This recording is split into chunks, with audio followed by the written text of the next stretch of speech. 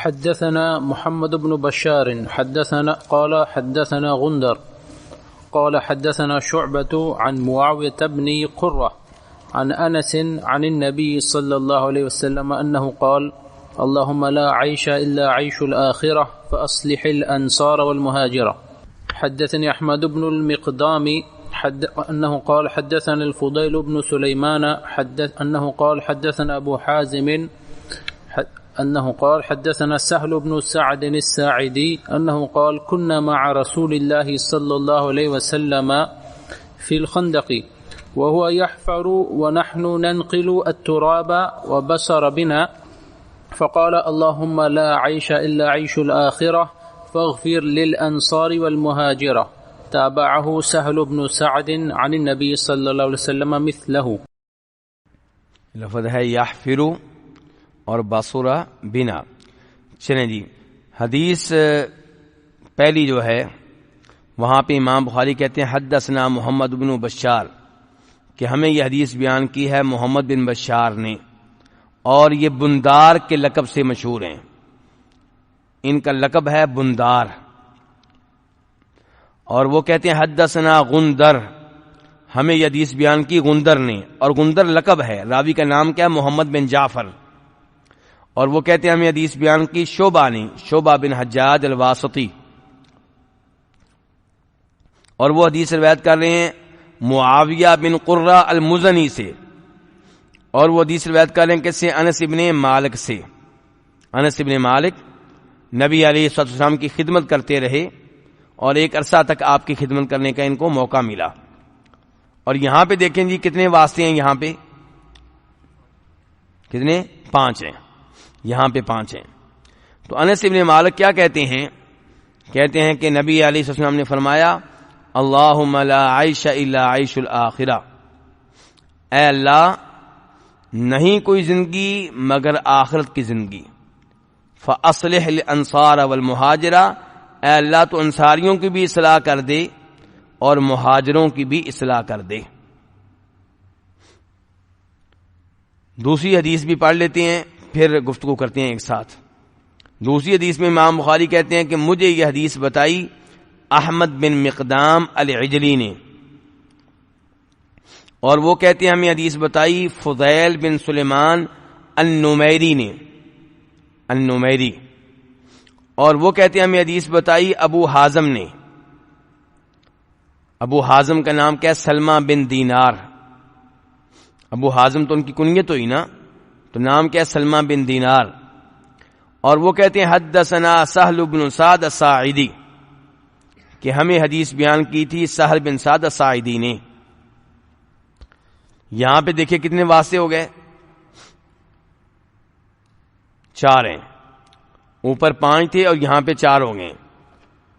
اب سہل بن سعد الساعدی کہتے ہیں کہ ہم اللہ کے رسول صلی اللہ علیہ وسلم کے ساتھ تھے خندق میں، وَهُوَ يَحْفِرُ، اور آپ خندق کھود رہے تھے. کون؟ نبی صلی اللہ علیہ وسلم. وَنَحْنُ نَنْقُلُ التُّرَابَ، اور ہم مٹی کو منتقل کر رہے تھے. وَبَصُرَ بِنَا، اور آپ کی ہمارے اوپر نگاہ پڑی.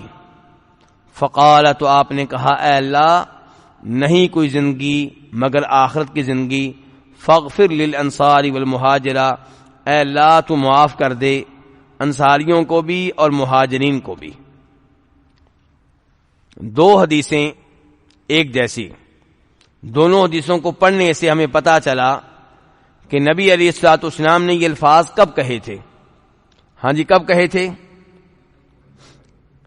جبکہ خندق کی لڑائی ہونے والی تھی، اطلاع مل چکی تھی کہ اہل مکہ مدینہ پہ حملہ آور ہونا چاہتے ہیں، اور اس دفعہ وہ اپنے ساتھ بہت سے لوگوں کو ملا کر لائے ہیں. خندق کی لڑائی کو غزوہ خندق بھی کہتے ہیں، اور دوسرا نام کیا ہے اس کا؟ آپ کی توجہ چاہوں گا، آپ کی توجہ ہٹ چکی ہے. غزوہ خندق کا دوسرا نام کیا ہے؟ جی، غزوہ احزاب. خندق والی لڑائی کا دوسرا نام کیا؟ غزوہ احزاب. احزاب حزب کی جمع ہے. حزب ایک جماعت کو کہتے ہیں، احزاب کئی جماعتیں، یعنی کہ بہت سی فوجوں نے مل کر مدینہ پہ حملہ کیا تھا. ایک فوج نہیں تھی، ایک لشکر نہیں تھا، ایک آرمی نہیں تھی. تو غزوہ احزاب وہ غزوہ جس میں ہم مسلمانوں کے سامنے بہت سے لشکر تھے، اسی کو غزوہ خندق بھی کہتے ہیں، کیونکہ اسی غزوہ میں جناب سلمان فارسی کے مشورے سے آپ نے مدینہ کی اس سائیڈ پہ خندق کھودی تھی جس سائیڈ سے دشمن کے حملہ کرنے کا خطرہ تھا. تو خندق کھودنا کوئی آسان کام نہیں ہے. یہ اس زمانے کی بات ہے جب مشینری نہیں ہوتی تھی. آج تو آپ کے پاس مشینری ہے. اس زمانے میں خندق کھودنی ہے، اور خندق بھی کس شہر کی؟ مدینہ کیسا علاقہ ہے؟ پتھریلا علاقہ. وہاں پہ خندق کھودنی ہے. سردیوں کے دن ہیں، شدید سردی ہے، کھانے کو ملتا کچھ نہیں ہے. اسی موقع پہ نبی علیہ السلام نے اپنے پیٹ پہ کیا باندھے تھے؟ بھوک کی وجہ سے پتھر باندھے تھے. تو یہ اسی غزوہ کی بات ہو رہی ہے کہ صحابہ کرام ایمانی جذبے کے ساتھ لگے ہوئے ہیں، خندق کھود رہے ہیں، بھوک لگی ہوئی ہے، سردی کی وجہ سے برا حال ہے. تو آپ سنتے ہیں کہ اس موقع پہ انصاری یہ بھی پڑھ رہے تھے، صحابہ کرام یہ بھی پڑھ رہے تھے، نحن الذین بایعوا محمدا علی الجہاد ما بقینا ابدا، کہ ہم وہ لوگ ہیں جنہوں نے نبی علیہ الصلوۃ والسلام کے ہاتھ پہ بیعت کر لی ہے، آپ سے معاہدہ کر لیا ہے کہ ہم جب تک زندہ ہیں دین پہ رہیں گے، جہاد کرتے رہیں گے. جب آپ نے ان کا یہ جذبہ دیکھا، ان کا یہ ایمان دیکھا سردی کے دنوں میں بھوک کی حالت میں، تو تب آپ نے ان کو یہ دعا دی. ان کو دیکھ کر اللہ سے دعا کی، اللہم لا عیش الا عیش الآخرہ، یا اللہ دنیا کی کوئی حقیقت نہیں ہے، بھوک لگی ہے، سردی لگ رہی ہے، ہم برداشت کر لیں گے، کیونکہ ہمیں کیا چاہیے؟ آخرت چاہیے، آخرت کی کامیابی چاہیے. اے اللہ انصاریوں کی بھی اصلاح کر دے، مہاجرین کی بھی اصلاح کر دے. اور کبھی آپ کہتے فاغفر للانصار والمہاجرہ، اے اللہ انصاریوں کے بھی گناہ معاف کر دے، مہاجرین کے گناہ بھی معاف کر دے.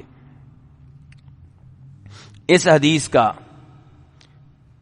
ہمارے باب سے کیا تعلق ہے؟ باب کیا تھا ذرا دیکھیں. باب کو ترجمہ بھی کہتے ہیں. باب کیا تھا ذرا دیکھیں دوبارہ. ان احادیث کے بارے میں جن سے دل نرم ہوتا ہے. اور اسی کا دوسرا حصہ کیا تھا کہ وہ اللہ عیش الا عیش الآخرہ، کہ اصل زندگی کون سی زندگی ہے. تو اس حدیث میں ترجمہ باب عنوان کا دوسرا حصہ جو ہے وہ اس حدیث میں آیا ہے کہ آپ نے دونوں حدیثوں میں الفاظ کہے ہیں، اے اللہ اصل زندگی آخرت کی زندگی ہے، یعنی کہ دنیا کی زندگی تو ختم ہونے والی، فنا ہونے والی. دنیا میں ہمیں سکون نہیں مل رہا، مال نہیں ہے، بھوک لگی ہے، کھانا اتنا نہیں ملتا کہ بھوک ختم ہو جائے، اور سردی بھی لگ رہی ہے، دشمن کا خوف بھی ہے، اتنی ٹینشنیں ہیں، اتنی پریشانیاں ہیں، لیکن یا اللہ ہمیں کوئی پرواہ نہیں ہے. لیکن یا اللہ ہمیں آخرت میں محروم نہ کرنا. جو اصل زندگی ہے وہاں پہ نعمتیں دینا، وہاں پہ جنت دینا، وہاں پہ ہمیں جہنم کی آگ سے بچانا اور محفوظ رکھنا. چلیں جی پڑھیں جی. یہ آخر میں نا 2-3 لفظ آئے ہیں آخر میں، تابعہ سہل بن سعد عن النبی، کہ اس حدیث کی مطابقت کی ہے سہل بن سعد نے نبی علیہ الصلوۃ والسلام سے حدیث لیتے ہوئے. یہ الفاظ کچھ نسخوں میں آئے ہیں، کچھ نسخوں میں نہیں آئے، اور یہ الفاظ نہیں ہونے چاہیے، یہ الفاظ نہیں ہونے چاہیے، کیونکہ جو حدیث ابھی ہم نے پڑھی ہے اس میں صحابی راوی کون ہے؟ سہل بن سعد. تو پھر اس کے بعد یہ کہنے کا جواز نہیں بنتا کہ سہل بن سعد نے سہل بن سعد کی پیروی کی ہے، ان کی تائید کی ہے. تو یہ کچھ نسخوں میں یہ الفاظ آ گئے ہیں، یہ لکھنے والوں کی غلطی ہے، تو یہ الفاظ نہیں ہونے چاہیے. اور یہ حدیث نہیں ہے، بس اس میں تھوڑی سی تائید آئی ہے. پڑھیں جی.